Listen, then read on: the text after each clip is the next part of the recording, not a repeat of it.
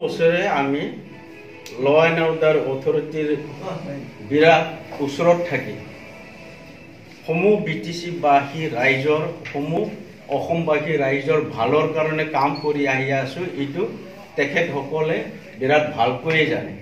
17টা বছৰত আমাৰ হাতৰ পৰা স্পেচিয়েলি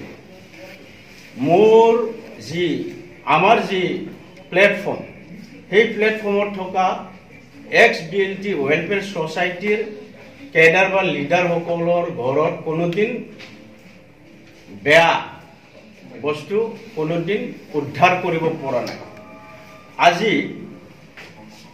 3 টাৰ্মছ হাগ্ৰামা মইলেৰী ছাৰে BTC চৰকাৰ চলোৱাৰ পিছত 4th টাৰ্মছত বেলেগ চৰকাৰ আহিল।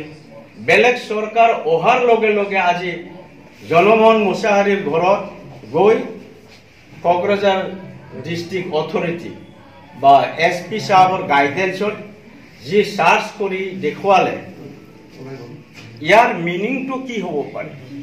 নিশ্চয় ইয়াত ৰাজনৈতিকভাৱে কিবা এটা ষড়যন্ত্ৰ থকাৰ এটা আমি চিন্তা কৰি ল'ব পাৰোঁ। কাৰণটো হ'ল প্ৰথম অৱস্থাৰ পৰাই গোটেই ল এণ্ড অৰ্ডাৰ অথৰিটিৰ নথৈ একদম ওচৰত থাকি আমি কাম কৰি আহিছোঁ আৰু বাৰে বাৰে কৈছোঁ কৰি আহিছোঁ, কৰি আছোঁ আৰু কৰি যাম। ৰাজনৈতিকভাৱে ভিক্টিমাইজ কৰি যদি আমাৰ মাজত ৰাজনীতি কৰিব বিচাৰে, যি 3টা শ্লোগানত শান্তি সম্প্ৰীতি আৰু উন্নতিক লৈ BTC-বাসী তথা অসমবাসী ৰাইজে যি কাম কৰিব ওলাইছে, তো শান্তি সম্প্ৰীতি আৰু উন্নতিৰ কাম আমি কেনেকৈ কৰিব পাৰিম? যোৱাকালি মোৰ ঘৰত যি চাৰ্চ কৰা হ'ল, ইয়াৰ ইংগিত এইটোৱে যে ৰাজনৈতিক ষড়যন্ত্ৰৰ বাহিৰে ইয়াত একো মিনিং নাই। চাৰ্চ কৰাৰ সময়ত মোৰ ঘৰত 2টা এয়াৰ গান আছিল, যি এয়াৰ গানৰ 12,000 14,000, আৰু এই এয়াৰ গানৰ লাইচেন্স নাথাকে।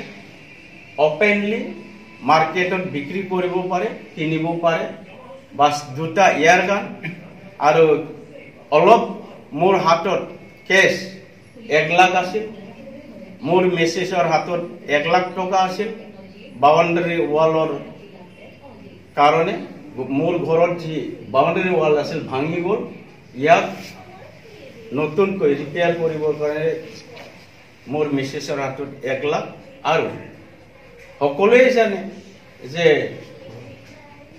মোৰ মিছেছ এইটো মাইকী মানুহ, তো এওঁলোকৰ সোণ ৰূপ অলপ হ'লেও থাকে। তো মিছেছৰ যিমানখিনি অলংকাৰ আছে এওঁলোকে চিজাৰ লিষ্টত লৈ গৈছে। খুব সম্ভৱ 3-4 লাখৰ হ'ব পাৰে সোণ ৰূপ। আৰু বেংক একাউণ্ট সকলোৰে হাতত থাকে। মোৰ ঘৰতো মোৰ মিছেছৰ নামতো আছে বেংক একাউণ্ট, মোৰ নামতো আছে বেংক একাউণ্ট। এইবিলাকৰ বাহিৰে মোৰ ঘৰত একো ৰিকভাৰী কৰি ল'ব পৰা নাই আৰু নাপাৰিবও, যিহেতু প্ৰথম অৱস্থাৰ পৰাই আমি শান্তিৰ হকে ইউনিটিৰ হকে আমি কাম কৰিছোঁ। মই বাৰে বাৰে কৈছোঁ, আগতেও কৰি আহিছোঁ, এতিয়াও কৰি আছোঁ, পিছলৈও মই সমূহ BTC-বাসী ৰাইজৰ কাৰণে ৰাইজৰ হৈ মই শান্তিৰ মাজেৰে যাতে আমি সকলোৱে চেন চিষ্টেমত আগুৱাই যাব পাৰোঁ, এইটো স্পিৰিটত মই কাম কৰি যাম।